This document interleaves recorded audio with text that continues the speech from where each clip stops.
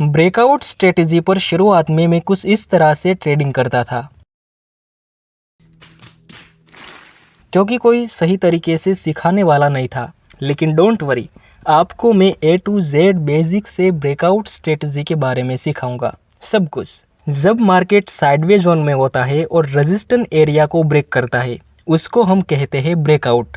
यहाँ पे आप देख सकते हैं मार्केट अभी साइडवे जोन में मूव कर रहा है। फिर कुछ टाइम के बाद प्राइस इस रेजिस्टेंस को ब्रेक कर देती है, सो इसको हम कहेंगे ब्रेकआउट। लेकिन हर बार तो प्राइस ये रेजिस्टेंस को ब्रेक नहीं करेगी, कभी कभार ये सपोर्ट भी ब्रेक होगा।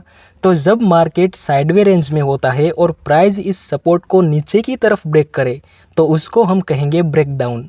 जैसे यहाँ मार्केट एक साइडवे रेंज में फंसा हुआ था, फिर कुछ टाइम के बाद प्राइस इस सपोर्ट लेवल को ब्रेक कर देती है, सो ये हुआ ब्रेकडाउन। प्राइस अगर रेजिस्टेंस लेवल को ब्रेक करे तो ब्रेकआउट, प्राइस अगर सपोर्ट लेवल को ब्रेक करे तो ब्रेकडाउन। अब जैसे आजकल की लड़कियां अलग अलग टाइप्स की होती है, कुछ अच्छी होती है तो कुछ ऐसी भी होती है जो एक साथ 3-4 लड़कों का काटती है, एक पैसे वाला, दूसरा हैंडसम और तीसरा।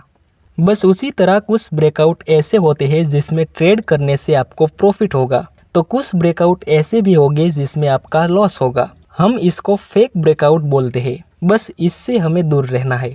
बाय द वे, ब्रेकआउट भी 5 टाइप्स के होते हैं। पहला जो अभी अभी आपने सीखा, साइडवे मार्केट होने के बाद ब्रेकआउट और ब्रेकडाउन मिलता है वो। दूसरा जिसमें बड़ा मूव हाथ लगता है, ट्रेंड लाइन का ब्रेकआउट और ब्रेकडाउन। आप देख सकते हैं अभी मार्केट अप ट्रेंड में है, सो हम ये 2 पॉइंट को कनेक्ट करके ट्रेंड लाइन ड्रॉ कर देंगे। नेक्स्ट यहाँ पे मार्केट ने इस ट्रेंड लाइन को नीचे की तरफ ब्रेक किया, सो इसको हम कहेंगे break down of trend line. यहाँ भी मार्केट अप ट्रेंड में है, सो ये पॉइंट को कनेक्ट करके हम ट्रेंड लाइन ड्रॉ कर देंगे कुछ इस तरह। नेक्स्ट यहाँ पे प्राइस ने ट्रेंड लाइन को नीचे की तरफ ब्रेक किया, सो ये हुआ break down of trend line. यहाँ पे मार्केट डाउन ट्रेंड में है, सो हम ये 2 पॉइंट को कनेक्ट करके ट्रेंड लाइन ड्रॉ कर देंगे।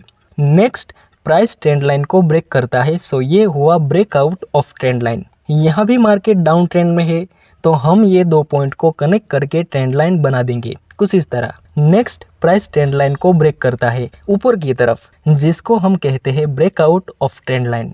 अगर ट्रेंड लाइन नीचे की साइड ब्रेक होती है तो break down of trend line, अगर trend line upper side break होती है तो break out of trend line, simple. तीसरा ब्रेकआउट है ट्रेंडिंग मार्केट में स्विंग या हाई और लो का ब्रेकआउट। मार्केट अभी higher high and higher low के स्ट्रक्चर में ऊपर की तरफ मूव कर रहा है, सो ये एक अप ट्रेंड है। हम इस हाई पे रेजिस्टेंस लेवल ड्रॉ कर देंगे कुछ इस तरह। नेक्स्ट प्राइस इस रेजिस्टेंस लेवल को ब्रेक करता है, सो इसको हम कहेंगे ब्रेकआउट।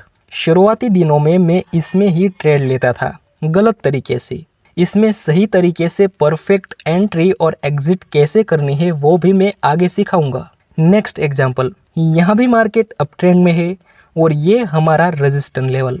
आगे प्राइस इस रेजिस्टेंस को ब्रेक करता है, सो ये हुआ ब्रेकआउट। इस ग्राफ में price lower low and lower high के स्ट्रक्चर में नीचे आ रहा है, सो ये एक डाउन ट्रेंड हुआ। इस लेवल को हम as a support level draw कर देंगे। नेक्स्ट प्राइस इस सपोर्ट लेवल को ब्रेक करता है, सो ये हुआ ब्रेकडाउन। चौथा ब्रेकआउट है चार्ट पैटर्न का। आप कोई भी चार्ट पैटर्न में ट्रेड करें, सभी पैटर्न में ब्रेकआउट और ब्रेकडाउन होने के बाद ही एंट्री होती है। जैसे डबल टॉप में ये लेवल ब्रेकडाउन होता है तभी हम इसको वैलिड डबल टॉप कहते हैं, और डबल बॉटम में ये लेवल ब्रेकआउट होता है तभी हम इसको वैलिड डबल बॉटम कहते हैं, और सेमिट्रिकल ट्रायंगल में भी ये लेवल ब्रेक होने के बाद ही हम इसको वैलिड ट्रायंगल कहते हैं। मतलब सभी चार्ट पैटर्न में ब्रेकआउट और ब्रेकडाउन इम्पोर्टेंट है। पांचवा ब्रेकआउट है फेक ब्रेकआउट। इसको समझना बहुत ही ज़्यादा ज़रूरी है, लेकिन अभी नहीं, नेक्स्ट पार्ट में हम इसको कवर करेंगे क्योंकि ये लंबा टॉपिक है। दूसरा लेवल सबके निकलेंगे। अब समझते हैं इसमें ट्रेड कैसे लेना है, कहाँ पे एंट्री करनी है, कहाँ पे स्टॉप लॉस रखना है और कहाँ पे प्रॉफिट बुक करना है। ब्रेकआउट पे आप 3 अलग अलग तरीके से ट्रेड में एंट्री कर सकते हैं।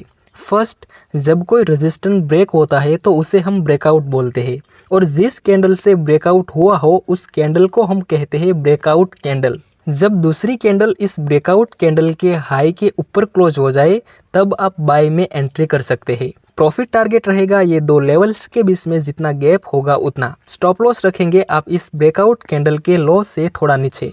यहाँ पे स्टॉप लॉस रखने में एक प्रॉब्लम ये होगी कि कई बार मार्केट हल्का सा नीचे आके आपका स्टॉप लॉस हिट कर देगा और फिर ऊपर चला जाएगा। दुख इस बात का नहीं कि स्टॉप लॉस हिट हुआ, तकलीफ इस बात की है कि मार्केट हमारी डायरेक्शन में ही गया, लेकिन हम सही होने के बावजूद भी ये मूव्स को कैच नहीं कर पाए।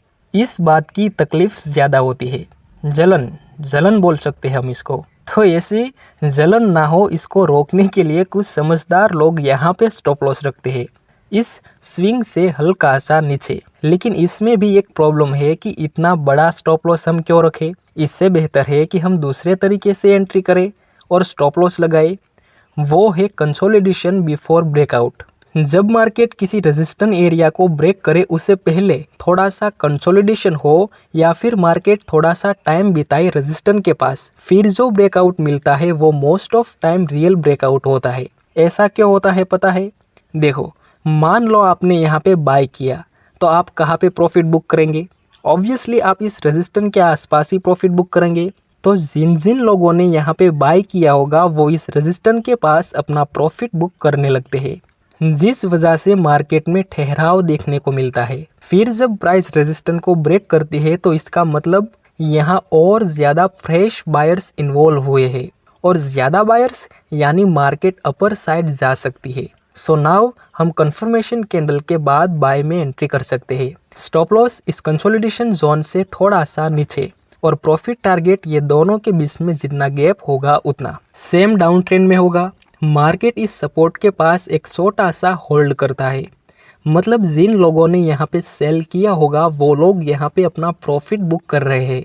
आफ्टर कंसोलिडेशन प्राइस इस सपोर्ट को ब्रेक करता है नीचे की तरफ, मतलब यहाँ नीचे नए सेलर्स एक्टिव हो चुके हैं। दूसरी कंफर्मेशन कैंडल जब इस ब्रेकआउट कैंडल के लो के नीचे क्लोज होगी तब आप सेल में एंट्री कर सकते हैं। स्टॉप लॉस ये कंसोलिडेशन रेंज के थोड़ा सा ऊपर और प्रॉफिट टारगेट ये दोनों लेवल्स की रेंज होगी उतना। ट्रेंड लाइन के ब्रेकआउट और ब्रेकडाउन में भी हम कुछ ऐसे ही ट्रेड में एंट्री करते हैं।